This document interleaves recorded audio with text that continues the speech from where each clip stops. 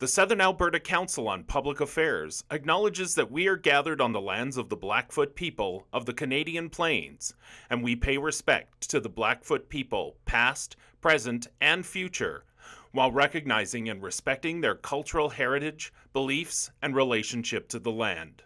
We offer respect to the Métis and all who have lived on this land and made Lethbridge their home.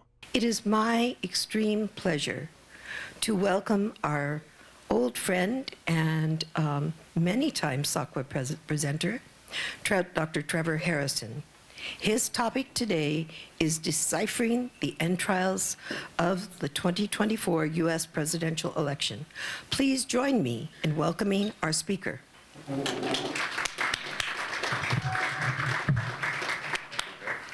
Thank you. Thank you for that wonderful introduction. Other than the insertion of the word old there, I'm not sure about that one. Always really nice to come to SACPA. For one thing now, because I'm retired, I don't get to actually wear a suit very much anymore, but I'm able to wear a suit today. Although if I keep eating as I have been leading up to the holidays, I'm not going to be able to wear the suit much longer either. So this is actually my, I think by my count, this is the 20th time I have presented at SACPA. Well, we will see after I talk today if I get invited back again, because I will tell you right now I'm going to be particularly hard about small L and big L liberals when I talk about the American election today. And I hope I'm going to disavow people of some immediate impressions about what they think is going on in the United States. And it's far, far more complicated than many people think. And it actually has some resonance, I think, for, unfortunately, the politics that we're seeing here in Canada as well, which perhaps some of the questioners afterwards will ask. So yes, I am going to talk about the election. And the first thing I'm going to do is take you through a whole bunch of graphs here. I'm glad the PowerPoint is actually working, because I was thinking if the PowerPoint doesn't work, I have to do kind of pantomime of graphs. And I was trying to figure out how I would actually do that. So anyway, I'll take you through those, and then we'll get into kind of the meat of deciphering what the meaning of some of those graphs. So what we see here is some basic information about the election, how many people voted in both the last election and the one in 2024. Total votes cast that were cast this time. You'll see that the actual amount of votes was down by 3.7 million, so not insignificant. The Trump vote actually went up by almost 2.9 million. And the Harris vote, down from the vote for Biden, went down by actually 6.6 million, so that tells you something there.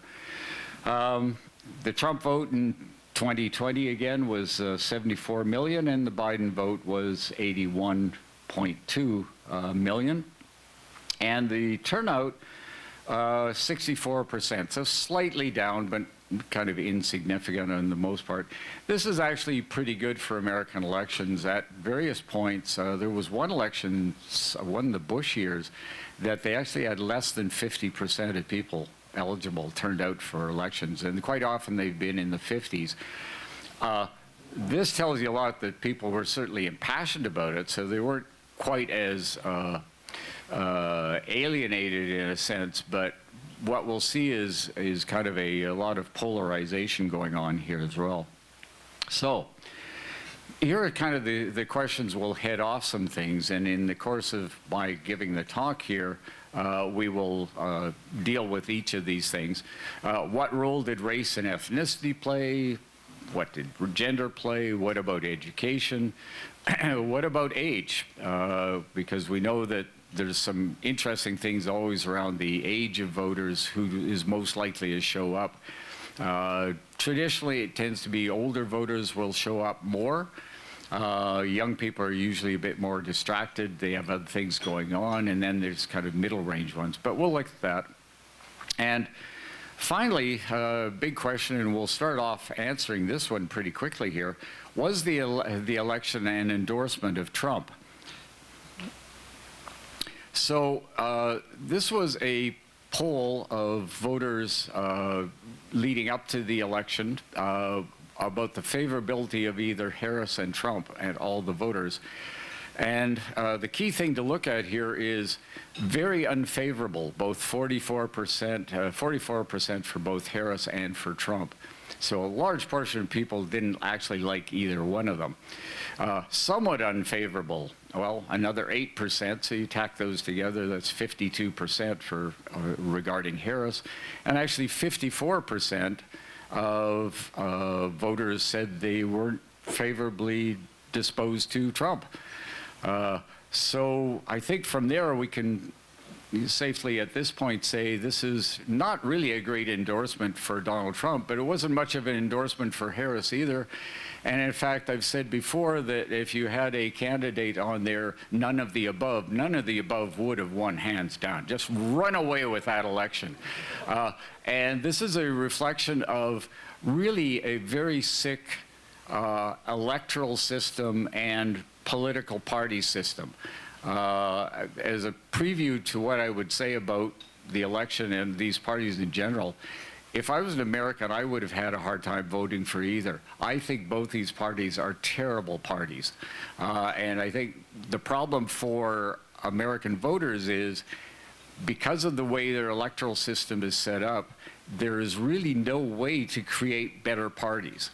Those two parties are so entrenched and so dominated by big money that it is impossible to get another party off the ground. So I don't know what they're going to do, but I think it is a political system that is deeply flawed and deeply in trouble. What about race and ethnicity? Okay, this is correlated also with gender. There's always a little bit of a difference between males and females on vote. Males tend to vote more conservative. Females tend to vote less conservative, more liberal parties. A lot of that has to do with where they're located in the social structure, the kind of jobs and careers that people are in. Here we see almost kind of a flip in terms of men and women. 54% for Trump, 44% for Harris, versus among women, exact opposite. Note here that there is a difference here of about 20% white men over voting for Trump versus for Harris. But also note that among white women, 52% voted for Trump. So this is not strictly a male thing, and it's not even though strictly a race thing, because then when you look at the Hispanic and the Latino vote, you'll notice that a fair number of people in these groups also voted for Trump. 54% among Hispanic and Latino men, and 37% among the women. Where the vote held in terms of race and gender fairly solidly still for Harris, and this is a holdover from the Biden years, is in terms of black men and black women. So again, race and ethnicity and gender were important, but maybe not as important as is framed quite often by liberal commentators. Here, just purely by race here, this highlights it even more. This is looking at the vote decline for the Democrats over that time. And the biggest decline you see here is among the Hispanic and Latino voters, declined actually from 65% for Biden down to 53%. And also somewhat of a 5% decline in terms of Asian identified voters as well, from 61 to 56. The white vote actually for Harris actually went up 2 points. So again, race is not the category of explanation that is sometimes suggested. Democratic vote by education. This one actually is, I think, one of the most interesting ones of all.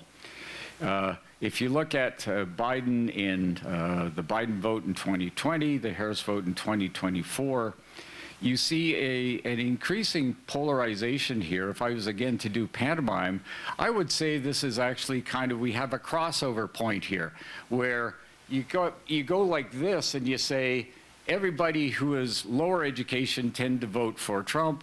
Everybody with more post-secondary tend to vote for Harris. And it's almost, you know, it correlates really, really well here. But as I'll come back to, I think that a lot of times actually, not analysts per se, but a lot of politicos on the left, liberals, misinterpret this. And they misinterpret it at their own peril, and it's a real problem for left progressive voters in America. Democratic vote by age. Here we have again comparison between the Biden years and the Harris election this year. You'll see there's a decline in the voters 18 to 29 from 60 to 55. Kind of holds steady in the mid-range, and a bit of a decline then on the 45 to 64 years olds, and then it actually goes up, so for older voters again. Not too much to see there, but one of the things, the youth vote, I think, is an important thing, and it's an important one going forward for the future of the Democratic Party, because the Democratic Party is starting to lose a lot of the youth vote. And the reason for that is, I would suggest, is youth are feeling increasingly alienated and disenfranchised, and the liberal left has, in the minds of many youth, really failed them when they look about issues. Can I afford a house? Will I get a good job? Will I even get an education? Is there a point in getting an education? This is a group of people, if you're looking ahead to what politics will look like 5, 10, 15 years, you lose this group, you're going to be in serious trouble. And I think the Democrats are flirting with that. Issue importance by vote. This is perhaps one of the most interesting of all of these results that were done when surveyed. You'll remember years ago, Bill Clinton, when he was elected, I think the first time out, and his advisor had said, he repeated, you know, many occasions, it's the economy, stupid. And to some extent, that dictum actually still holds true today. It's the economy, stupid. You can talk about a whole bunch of other stuff, which the liberal left wants to do, but when you look at this, among the Republican voters, 51%. Democrats, okay, 14%. Democracy was big because repeatedly they said Donald Trump is a threat to democracy, and I'm not going to dispute that, but that's where they put their emphasis. But look at the independent vote. And increasingly in the United States, there's more and more people who identify as independents because, again, they don't like either party. But look at that, 33% of the independents also said the most important thing here was the economy. There are a whole bunch of other issues there, and I'm not saying they're not unimportant issues, but if you're going to put an emphasis upon something that you're trying to sell to the electorate, then the economy was a really important thing. And the Democrats didn't do a terribly good job of that. Whereas Donald Trump, in his own pervasive and horrible way, kept saying it's the economy, but of course, the economy means it's a whole bunch of immigrants that are stealing your jobs, or it's people over in Canada stealing your jobs, right? His emphasis, his turning around who are the bad guys who are stealing your good economy is, I think, quite pernicious, but it worked better than the Democrats, to some extent, altogether forgetting that the economy really is important to an awful lot of people. So here's some key points here. If you read the largely liberal press and you go to CNN and other, I would say, liberal networks, their interpretation almost always is that Harris lost due to racism, misogyny, and homophobia. That, in other words, there's a whole bunch of bad people out there who are just, you can categorize as just, they're almost untouchable, right? And that lets the Liberals off too easily, because in fact, what I would argue is they just ran a really lousy campaign. And they were also running with a fairly weak candidate. It became really easy to point out that Harris didn't actually have a mandate from the party. She didn't win any nomination fight. It's kind of like an internal coup. Biden clearly was not a candidate that should have been running for them, but they had stuck with him, and he had stuck with being the candidate far, far too long. So she didn't go through a legitimate process of being selected. And as some people pointed out, when she had attempted to run as a presidential candidate a few years earlier, she did really badly. And her performance, and I don't throw it all back on leaders because we overemphasize leadership sometimes too much, but she came across as actually a little bit wooden in her responses. She was not battle tested to what it takes to actually win an election. Other than repeatedly saying that you should be fearful of Donald Trump. And again, not saying we shouldn't actually be very concerned about Donald Trump, but after a time, people were just simply discounting this. Yes, we know Donald Trump. He is a fairly horrible person. But after 9 years of hearing he's a horrible person, is that enough to convince people why you should vote for somebody else who doesn't have a great track record? So when Harris took over initially, because anything other than Joe Biden, who didn't seem like he was capable of being a candidate, there was an immediate bump. There was a lot of enthusiasm. There was a lot of rah-rah. But they didn't, as I said here, put anything in the shop window. And one of the rules we know about elections is you have to put something in the shop window people look at and they say, this is a reason to vote for me.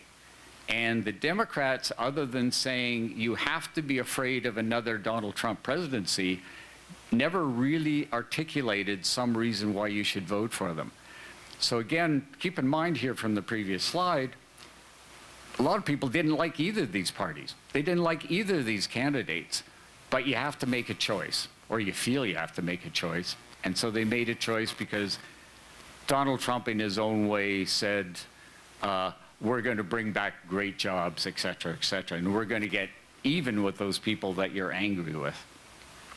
And to be honest, actually, Trump did run a better campaign this time. If you actually listen to some of the speeches, I don't know if somebody else was writing the speeches, but he almost sounded coherent at times until he went off on a tangent again and would start ranting about this, that, and the other thing. But it actually was a slightly better campaign than he had done before. The baseline is pretty low there, so slightly better didn't take very much. A key point, and I went through all of those variables. As sociologists, we love variables, right? Race, gender, ethnicity, age, blah, blah, blah. Almost nobody in the United States wants to talk about class. This is a very long historic thing there.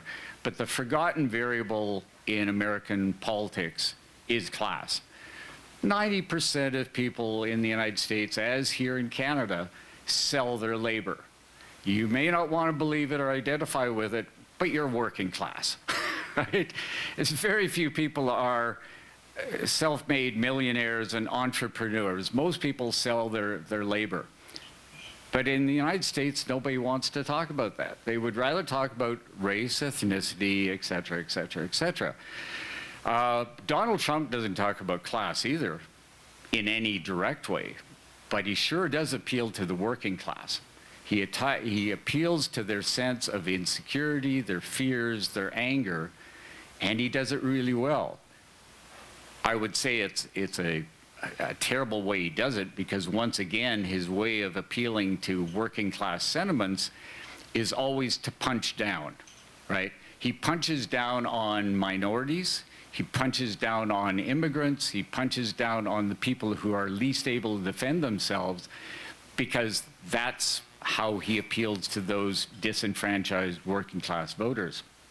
But, you know, it works for them, and the Democrats, unfortunately, have not. They've basically lost the working class that used to be there, you know, under Lyndon Johnson, and even up through the 80s, and even up to the time of Bill Clinton, and then something happened there. But it was the Democrats were the party of the working class, and they've lost that. So what the Democrats do now is they like to flirt rhetorically with ideas of being on the progressive left. I don't see them terribly progressive, and I don't even really see them on the left. They're kind of mid-range liberal centrists. And worse, the image they project repeatedly on CNN and in other media is as elitist, smug, condescending, and preaching. When Hillary Clinton came out with that line about the deplorables, contrast that with Bill Clinton, it's the economy, stupid, the working class needs a fair deal here, with the deplorables. What she was basically saying was there's a whole bunch of people out there that we've written off, right? And that one line still resonates even from her defeat in 2016. It still resonates in terms of how the Democrats actually view people who don't vote for them. I was passed on an article the other day by a journalist, Brett Stevens. It was in the New York Times. Almost writes very much the same sort of thing. And Stevens said he actually did vote for the Harris Democrats reluctantly, just because, again, out of fear of what a Trump presidency looked like. But his description of the Democratic Party, what it's become, is says they're priggish, pontificating, and pompous. And I think pompous was misspelled, not by me, actually, it was by him originally, but I lifted it. So he can't spell either, but well, yeah. But that sentiment, I think, describes the Democratic Party exactly. They don't look like they're working class or for the working class. What they look like is a lot of people who have had high education degrees and want to look down on everybody else and say, basically, you're really stupid. How come you're not voting for us? I mentioned before that particular graph of education. Who voted for Trump, who voted for Harris? And I say, it's almost a perfect line there, right? That's a statistical thing. Again, as a sociologist, I can point out, okay, statistically, factually, some people by gender, race, ethnicity, education, et cetera, voted for these people. That's just a statistical thing. How you interpret it is a very different thing. And the interpretation on the part of Democrats quite often is, yes, we see factually that people who don't have a college degree or just high school don't vote for us. We make that factual observation. But our interpretation is, you're actually really stupid. And if we just educate you a little bit more, you'll understand the wisdom of our side, right? And that kind of smug way of interpreting that has come back to really bite the Democrats. They are not viewed as a party of the ordinary, common sense American or the middle class or working class. They're viewed as being part of a kind of pompous elite that lives in New York or in LA and has nothing to do with us in middle America. That's a problem for the Democrats going forward. So, how did we get here? This has been building for at least 40 years now. Neoliberal globalization, all that stuff. Neoliberal globalization freed up capital to go all over the place. And it was really damaging to organized labor. By the way, Ronald Reagan is no longer all that much of a hero for Republicans. Okay, we've gone way beyond that because all politics now is said, we don't believe in globalization anymore. Even the Democrats were becoming more and more protectionist. So those days are over. But there is an after effect of that, and that is globalization created an awful lot of really wealthy people. Donald Trump, Elon Musk, Jeff Bezos. These are the people who run the world. When the Democrats have come into office, they haven't done anything to redress that, to go back again. Bill Clinton's changes to Social Security undermined the working class in the United States. When the Great Recession came along, Obama did really nothing to go after the banks and the billionaires who benefited from those bailouts, right? And that stung with an awful lot of people who might have been Democratic supporters as well.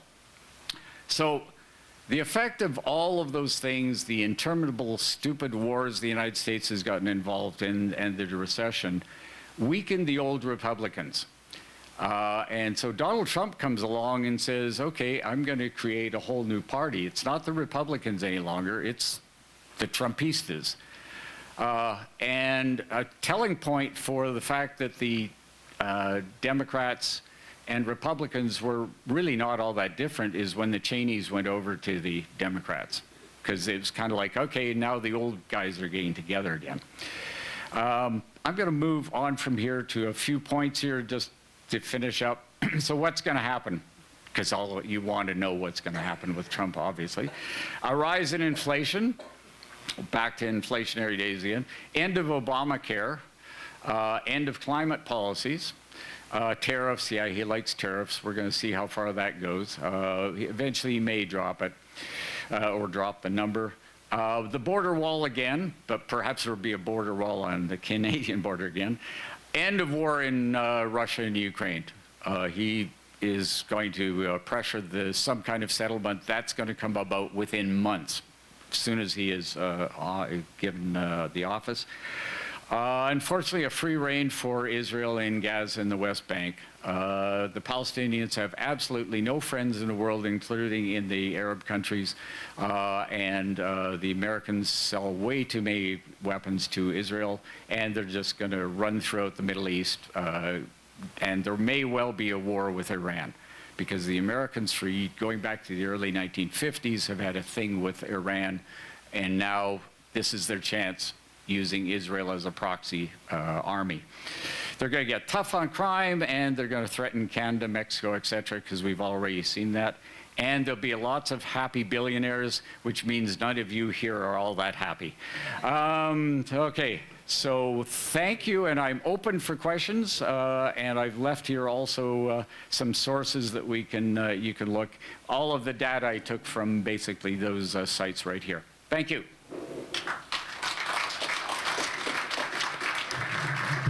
Thank you very much, Trevor. Lots to think about, especially the new Trump party, Trumpistas. I like that. Yeah, very nice. Okay, now is what you've been waiting for, a chance to ask your burning questions. We ask those with their questions to line up along this wall. As soon as you've asked your question, can you please go back to your seats so that our presenter can speak to the room rather than looking over at you, because it makes a better TV image. Respectful and polite discourse, of course. And if you prefer to write your question, only those legibly written and signed will be asked by me. All right, let's invite our speaker back and our questionnaires. Thank you. Come back. Thank you. Go ahead. My name is Karen Taylor.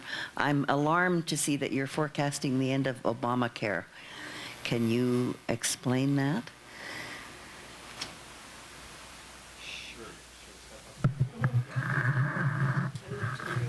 Sure.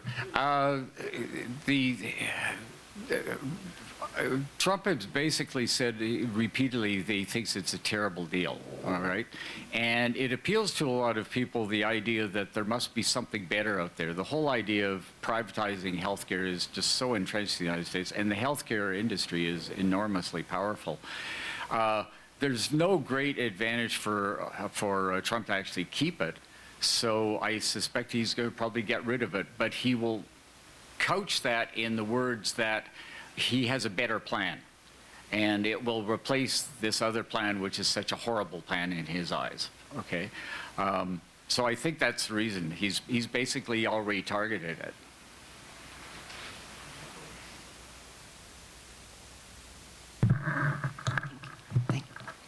Maureen Hawkins. I actually have two questions, but they're kind of linked.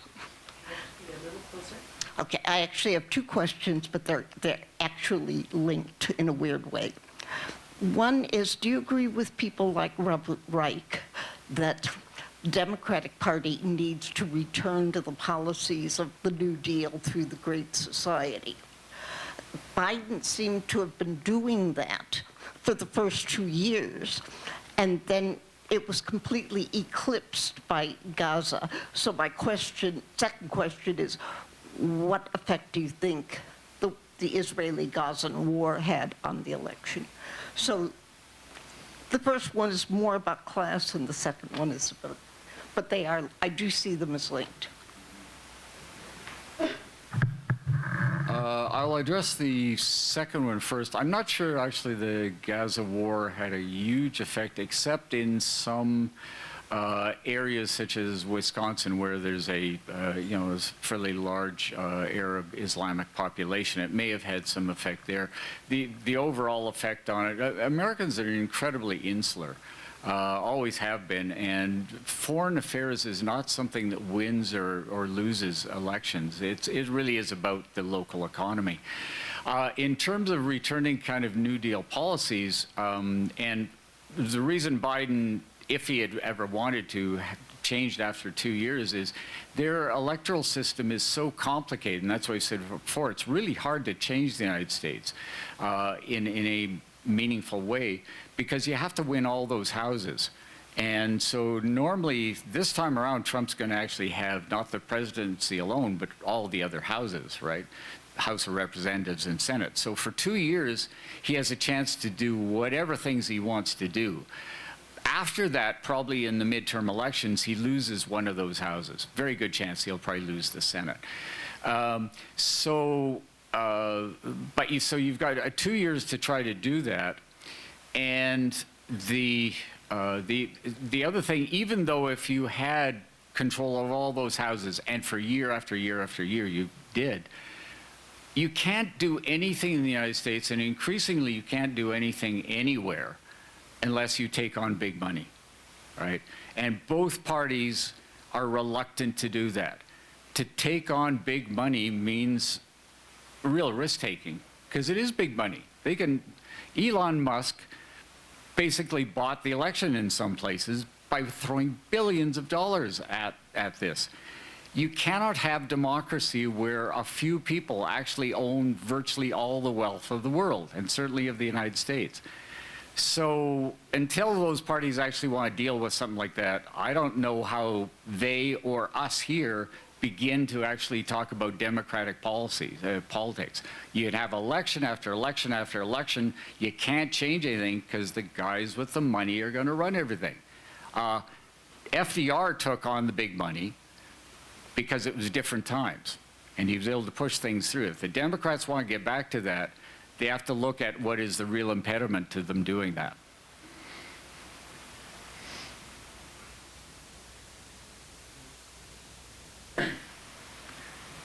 Tom McLeod, and thanks, Dr. Harrison. That was an informative presentation.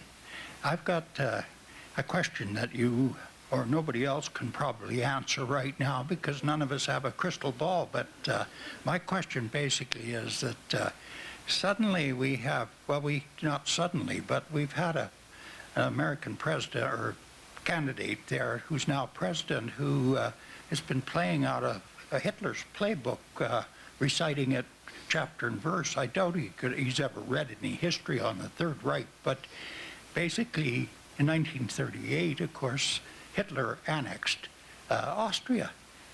My question, of course, is there a possibility, and I'm terrified to death about this, that he could annex Canada? And right now we're making all kinds of jokes about it to soften up the people that in the United States who might go along with this thing, and the billionaires would love to get in here and get rid of these environmental policies and just take over all the natural resources that they don't own today. So certainly environmental policies to be wiped off the books, and we'll have a free rein to get richer. Thanks. Thank you, Tom. Great question. I sort of anticipated that question might come up given the rhetoric. We shouldn't overly panic. Donald Trump says a lot of things mainly to get reaction. He loves reaction from people. The idea that Canada may be taken over or finally join the United States is one that goes back to the 19th century. I mean, you'll know that actually in the American Constitution, there's a line says there that Canadians may at any time at their will decide to join the United States, that, you know, eventually you'll see the error of your ways and you'll do that. So, and over the years, there's always been a group of Canadians actually who've welcomed that. The businessmen of Kingston in, I think, 1845 actually burnt down the then Parliament buildings of Upper Canada because they were incensed with the economy again. The economy, stupid. And they wanted Canada to join the United States then. So the business class, as George Grant once said, you can never rely on them to be defenders of your nation. And there's lots of people today actually would still say, well, we should join the United States, because every time the dollar goes down, there's kind of a panic in the streets. So Donald Trump is using his rhetorical things because he knows he gets a rise out of people.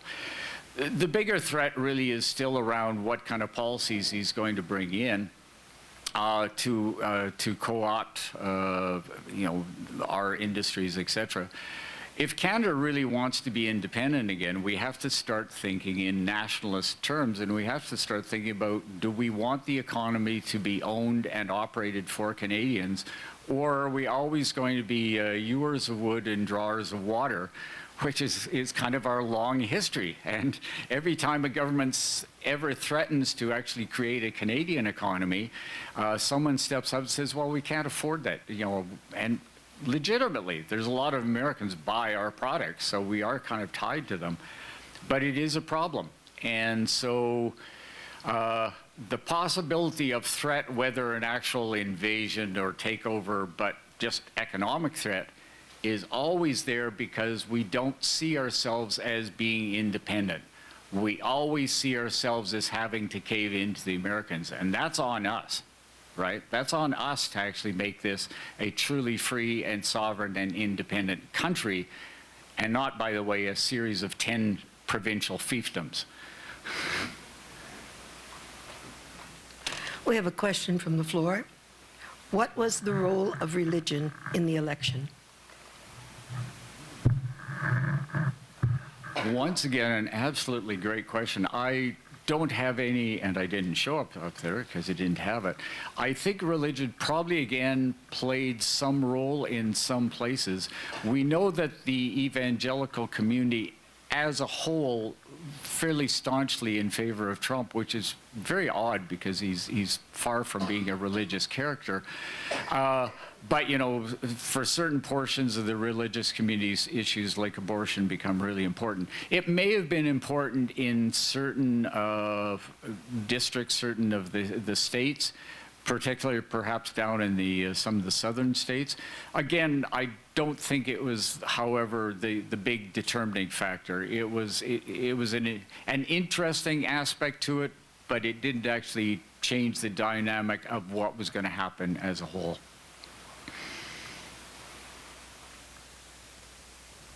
Hi. Henning Mundel. Hi, Trevor. You mentioned the economy, and I want to relate that to the Trump campaign, raising it all the time, but falsely, lying, continuous lying, lying, lying. And the other aspect, or associated with that, the Democrats very infrequently even talking about these issues. So I wonder, is there any way forward in the future to stay away from all these lies of the Trumpians? Well, these are just endlessly good questions. We really are captured by the social media, the way media has actually evolved. So the big media players don't actually have as much influence as they used to. But candidates like Trump, and we see that kind of politics playing out everywhere, lying does seem to be actually pretty effective. The only thing I can say is that we're possible, all of us and any legitimate media organizations need to keep calling out people when they are telling bold-faced lies. You're right, the Democrats didn't do a very good job of promoting even the few economic measures they had taken. They just didn't talk about the issue very much at all, which left the field open to Trump to simply lie. The average voter does not have the time, interest, inclination, or ability to check up every single thing about statistical things, right? So it really comes down to media to be able to call people out. But you raise a really good point there. That was the important thing, and lies probably did influence some people's perceptions, at least, of how bad the economy was.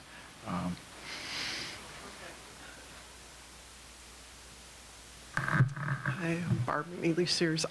Just wondering a few things, hoping you remember them. Who do you think would have had any hope in, I won't swear, of a Democratic candidate rather than Harris, or was it just the incumbent and they were screwed anyway?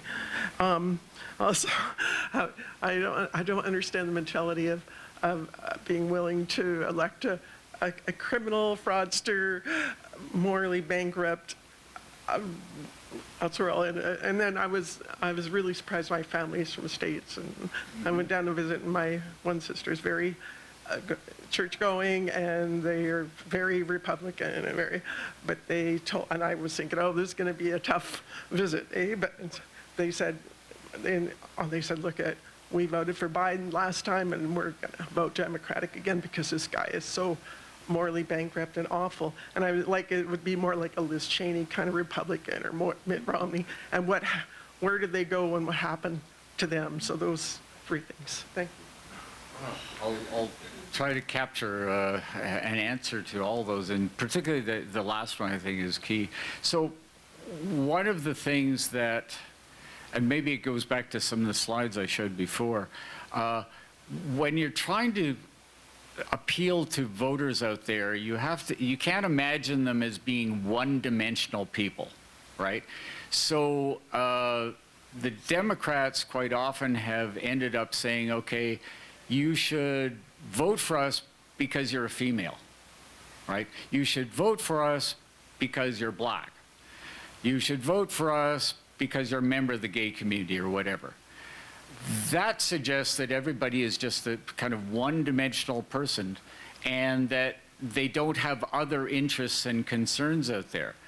So being female, yes, you recognize that Donald Trump is a horrible person. And if he was in the room with you, you might want to watch where his hands are. On the other hand, you might be a single mom who is working at a really bad job without much of a future, and you're saying, okay, but what are the Democrats offering me? This guy is saying he's going to make my job better. And I'm unlikely to ever meet Donald Trump, right? So people vote in a complex things. They're not one-dimensional people. And the Democrats, unfortunately, have started to, and I think the Liberal Party here as well, has ended up imagining that they can appeal singularly to certain voters out there, not realizing that voting is a very, very complex kind of thing.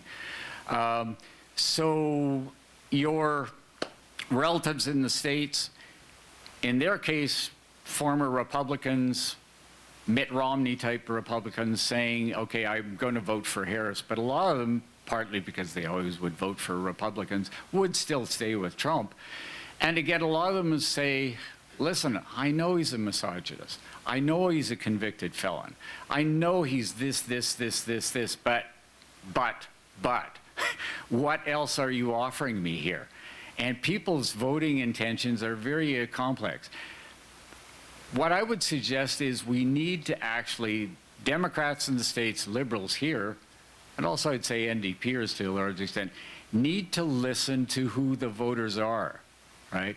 Listen to their legitimate concerns, fears, their anger, etc., and address them on that level. Don't constantly keep lecturing them on the fact that my opponent is a terrible person. We know Donald Trump is a terrible person, but that doesn't address the day-to-day issues that people have to deal with. And that's where the Democrats, I think, went wrong. Would there have been a better candidate than Harris? I don't know, and nobody will ever know because they didn't go through the whole grueling process of finding a candidate, right? She was just simply anointed with the position, and I do think that came back to bite them. My name is Mark Goodall. I'm just wondering, what do you feel was Canada's reaction to the tariff threat? $29 million to secure the Alberta border, throwing money at the RCMP, forming a new thing. This is exactly what Trump wanted. Shouldn't we have just sat down, listened and sat quiet till the threat actually came through? Because right now we've thrown so much on the table, Trump will just want more. I think you should be the advisor to provincial and federal government. Yeah, I don't know why. I don't know why we've been panicking like this. He isn't even in office yet. He says a lot of stuff. Sit quietly, wait, judiciously, go down, meet with the people he's going to appoint, and figure out a strategy from there. This makes us look incredibly weak and scared, and just it is the stupidest strategy on the part of both the federal government and the opposition party, frankly, and also the provincial premiers, who are just thrashing about. Do calm, do calm.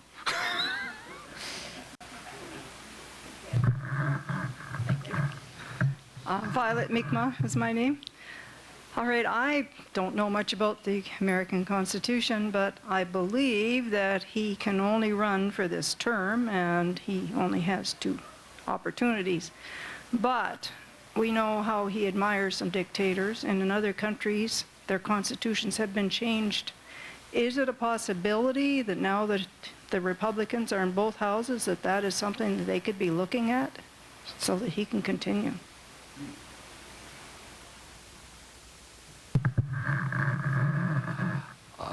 Interesting question. I think it's highly unlikely. So it is true you'd have to have a constitutional amendment, but it isn't something you can do in just a week or a couple of months or whatever. And even with the having control of all the houses, my hunch is it probably would be fairly difficult. Might he like to do that? Maybe. I mean, if you want to keep a happy thought here, I don't want to be morbid about it, but the fact is there's at least a reasonable chance he's actually going to die in office, okay? And even if he got elected another time, you know, how far out can you keep pushing the mortal coil? I don't know. So, yeah, I don't think it's likely to happen, but yeah, we'll see. Hi, Ken Sears. Thanks, Trevor. This has been informative. You actually answered part of the question I was going to ask, so I'm improvising here really fast. What strikes me about the American election, and yeah, the American election much more than Canadian politics right now, is the absolute bleak nihilism that has just engulfed a large percentage of what is now the megaverse. Mm-hmm. Do you see any way that that's going to change?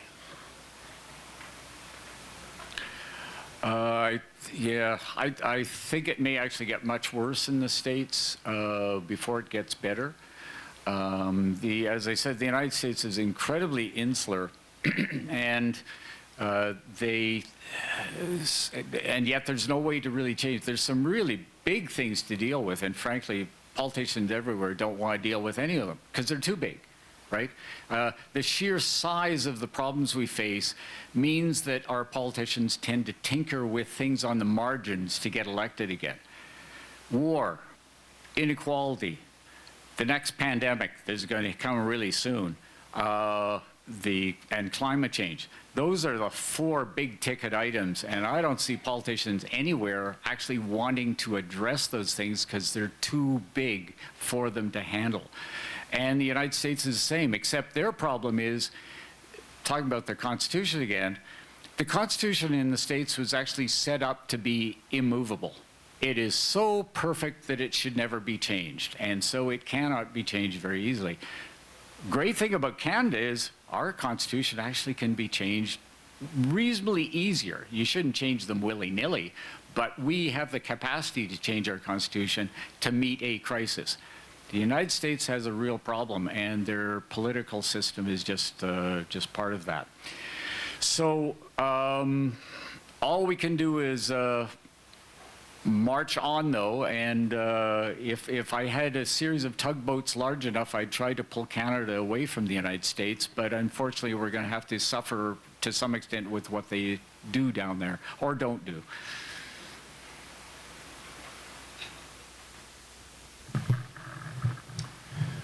Terry Shellington, thank you so much for being here and adding your scientific insights to the Entrails. You've unpacked this election from a scientific point of view, and you've done it very well.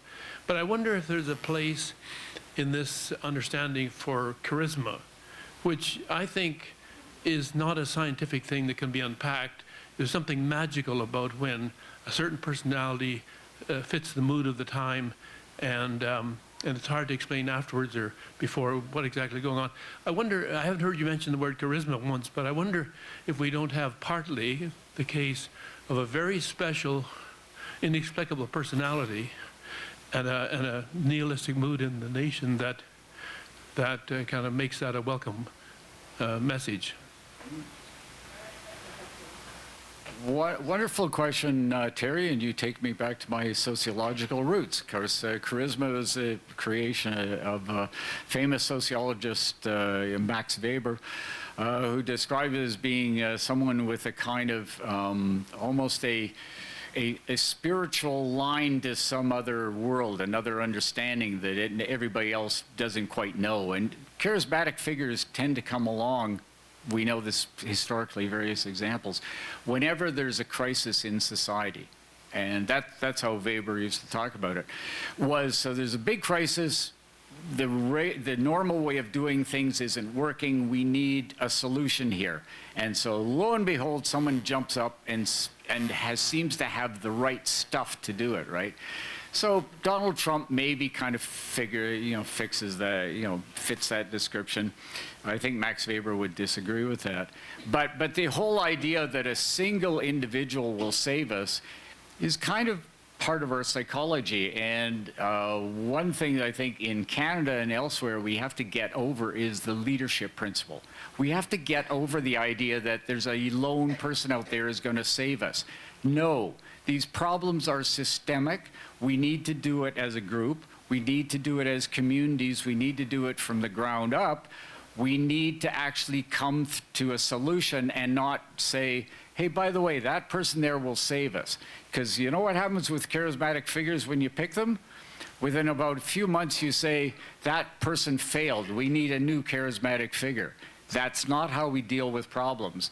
But a lot of people find that very appealing. Hi, Leona Jacobs. Pull this down a bit. I haven't exactly formulated my question, but there's just things out there that I think are deeper than the sort of superficiality of the election itself. And one of the things, 2 things actually, an article out of The Atlantic, April of 2022, talked about the new conservatism and how there's actually a movement to, usually through podcast mechanism, a form of social media, but different, to to indoctrinate people to the idea of the conservative neoliberal type thing, right?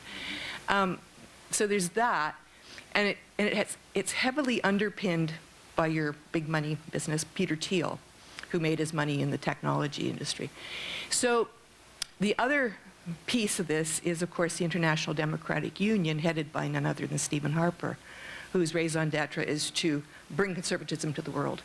And so, setting the election aside, but sort of the implications of it, isn't it a much bigger problem we have in terms, I say it as problem we have to try to fight back against this? And I'd like your comment on it. It is a big problem, and it's bigger than Canada's borders or the United States borders. I said before, the problem of billionaires running the world, as you know, and the thing about all the billionaires in the world, you can get them all literally in a room together. So, I mean, they can kind of coordinate things. We shouldn't be overly conspiratorial about the idea that they're all kind of getting together to do things, because even billionaires have differences about things. But if we are going to fight back against that kind of oligarchy, that kind of authoritarian power, then it means then we also have to work not just within our communities or within our province or our country, we do have to work across borders. Because one of the things that international capital does is, of course, play off workers in every part of the world against each other. Or they play off communities, for example, lower your environmental standards and we'll put up a factory there or something, right? So they play off the common folk against each other everywhere. So the proper fight against that, as it has always been for 150 years, is to create international movements that, while recognizing distinct local differences, find ways to cooperate and not be played off against each other. So, hope that answers your question. My name is Knut Peterson. Thanks, Trevor, for coming here. The 20th time, that's awesome. My question is really simple. How long do you think that Elon Musk and Trump will see eye to eye?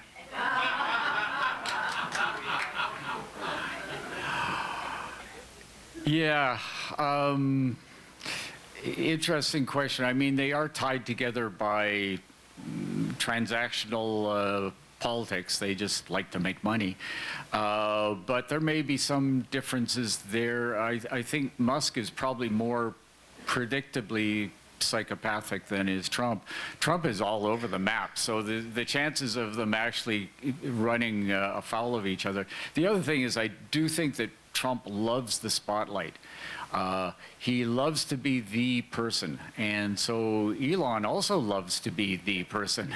So, you know, it's kind of like getting a couple of star-struck people in Hollywood competing on the same set for the limelight. So I don't know. It'll be interesting to see how that dynamic plays out. Remembering there's a series of other billionaires there who are going to want to engage in this kind of stuff. So we'll see.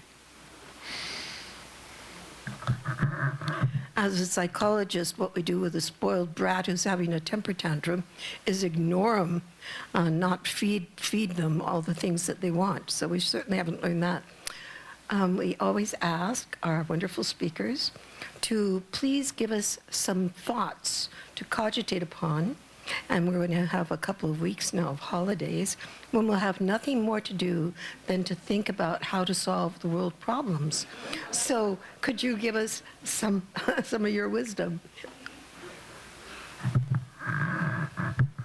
Yes, couple of words then of wisdom coming out of what I've already said here.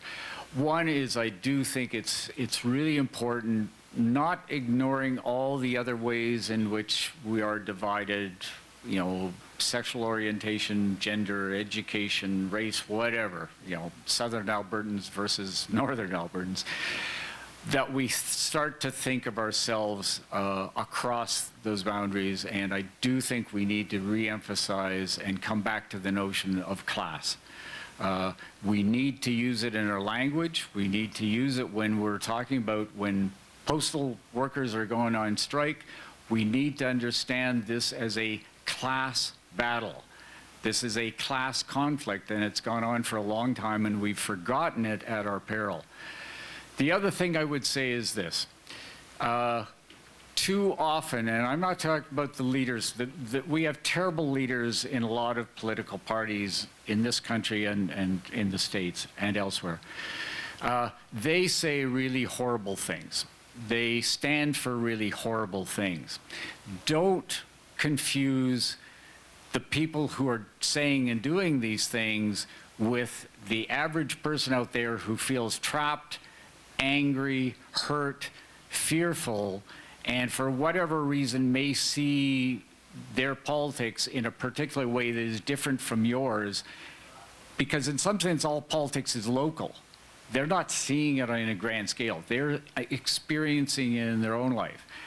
So to the extent that polarization has happened, and people on the left sometimes I think have got into a bad habit of just simply saying, oh, those people are so stupid. How can they possibly do this, this, this? Why do they understand the world this way? It might be actually really good to actually talk to people and to try to break down some of those barriers and find where there might actually be common ground.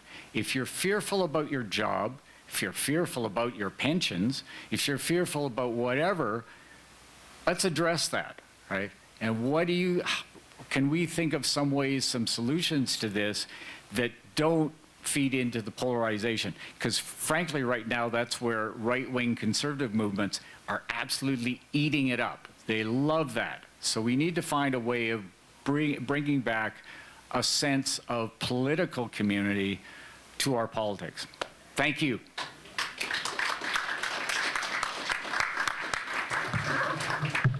Thank you to Trevor Harrison, and thank you to all of you. We had over 70 people here today. Don't forget to put the quiet money into the containers. We'll see you here on January 9th, and have a very merry holiday with your family and community. Thank you.